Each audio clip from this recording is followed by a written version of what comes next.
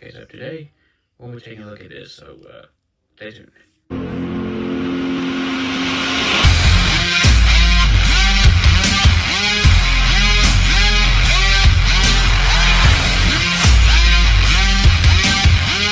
Okay, so finally doing another review, and now you may notice my backdrop's a little bit different.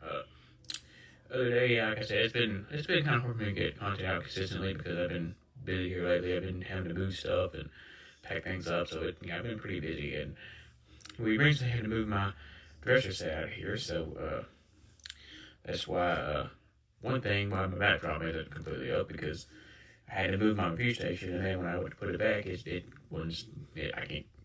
I put it. It's a little bit of a different spot than it was in my other video, so now my back piece won't stay up, so now I gotta figure out how to get that to stay up. And also my turntable won't reach over here, so I may end up having to move it back where I had it, because like I said, stuff has to be aggravated sometimes. But anyway, getting back to the point of this review, this is the human Davy Jones figure. Now I noticed there's not a whole lot of reviews on this figure, so I figured I would do one myself. And because I do have both of these other figures from Pirates of the Caribbean, but most of them I got from the thrift store, so that's why most of them are incomplete and missing stuff. And so this is the only a package one I got.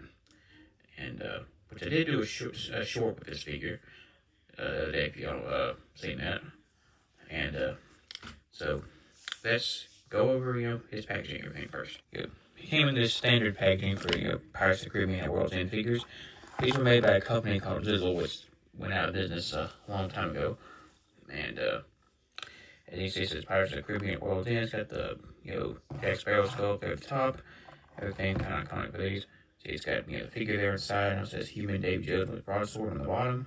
Then it's got a picture of Human Davy Jones there on the side, and what looks like the Flying Dutchman in the corner right there.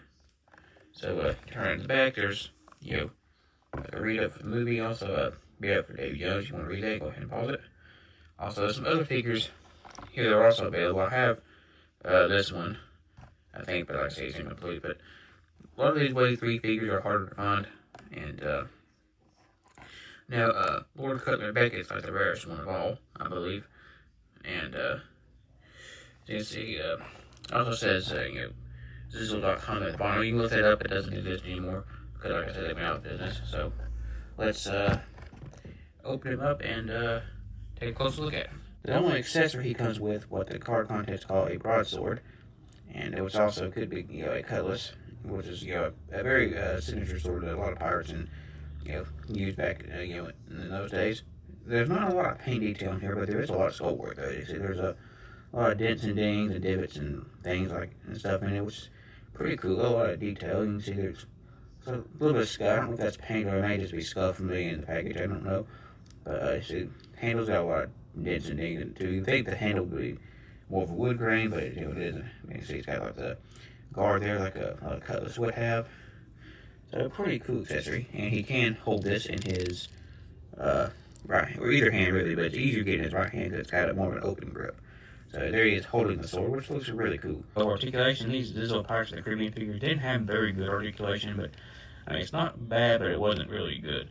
And so he does have movement at the head there, but it's hindered by his hair and his beard, obviously. And then he's got a swivel at the arm, and a hinge at the arm. So that's only arm articulation he's got. I think he may have a little bit of waist articulation there, but I can't really tell. He also got a swivel at the leg. So that's pretty much all the articulation. Let's go with the sculpt, design, and color of Human Davy Jones, starting with his head. Now, as you can see, the likeness to the actor Bill Nighy is actually pretty good there, as you can see. It looks a lot like him. And you see he's got his signature tricorn on. Mine's a little sculpted a little wrong there at the top. I don't think that's I think that's just an issue with mine. I think a lot of other ones are right. So I think that's just an error with my particular figure here. But you see it's got, it's a black tricorn with, looks like bronze or gold trim around the top and also around the part that goes on his head right there, as you can see. Now, the tricorn is not intended to be removable, but mine, the glue got old and it came off, as you can see. So you can take it off. It is a separate piece, but it wasn't intended to be removable, but like I said, mine, the glue, it got old and it fell off in the package when I took it out. So like I said, it happens, but it stays secure on his head though, as long as you don't touch him.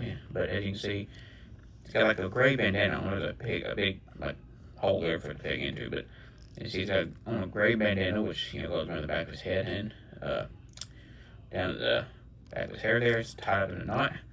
And they actually put a lot of paint detail on the bandana for it to actually, most of it be under his hat where you're not going to see it. Even a lot of sculpt detail there, you can see. That's pretty cool. They actually went that far with somewhere you're not going to see. And so he's got long hair and a big beard, which is typical for pirates back in those days. A lot of them had longer hair and big beards.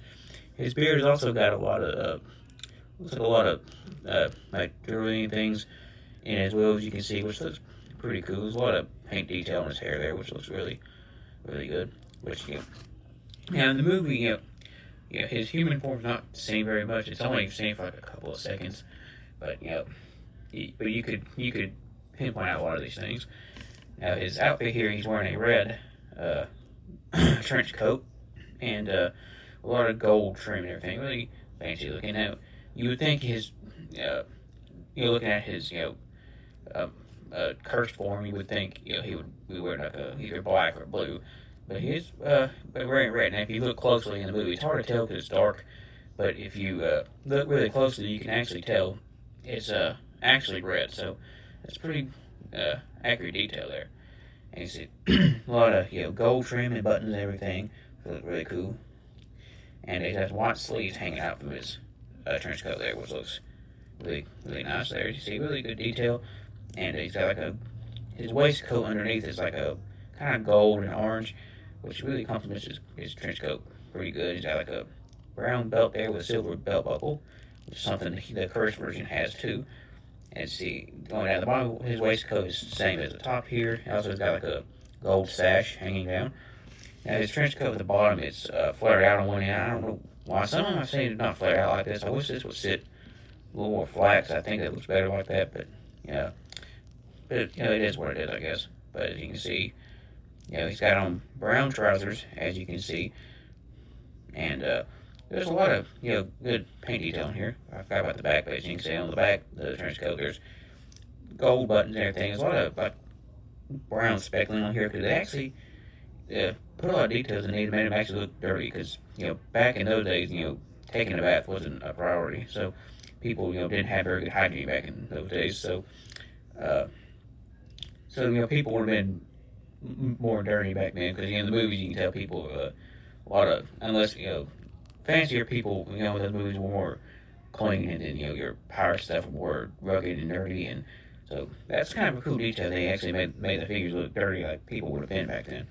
So that's pretty cool detail there. Like I said, brown pants, everything, got some paint detail on, and he's got black boots, which the boots actually have a lot of good detail on it. There's a lot of paintbrushing on them, make them kind of look kind of worn.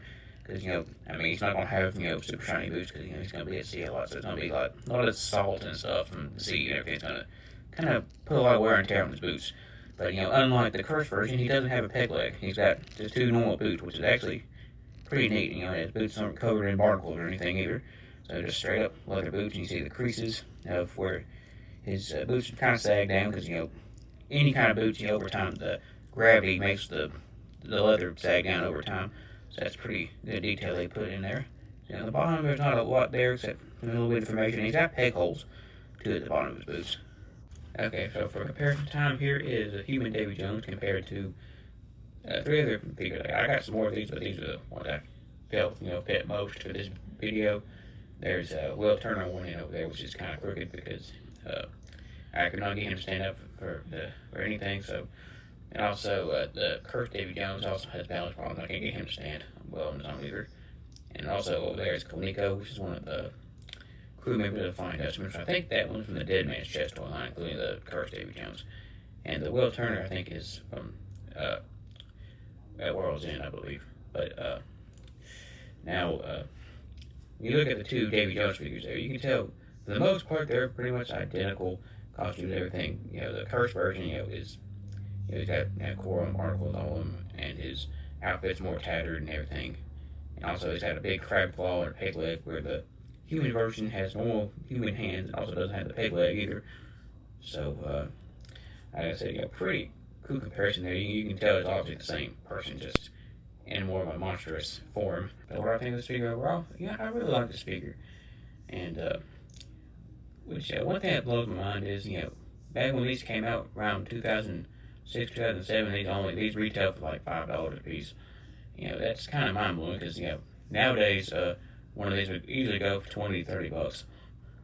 But, so, now, like I said, Zizzle went out of business, so now you have to find them on eBay, which, these ain't really too hard to come by. I've seen a bunch of them on eBay, but, it's not like World Color Beckett, that's like the hardest one to find, but, now, which one, if you ask me which one of these I prefer, I don't know, I think I prefer the human version more, it's more unique, but, the Kirk Davy Jones always look cool, that's more iconic look for me, like I said.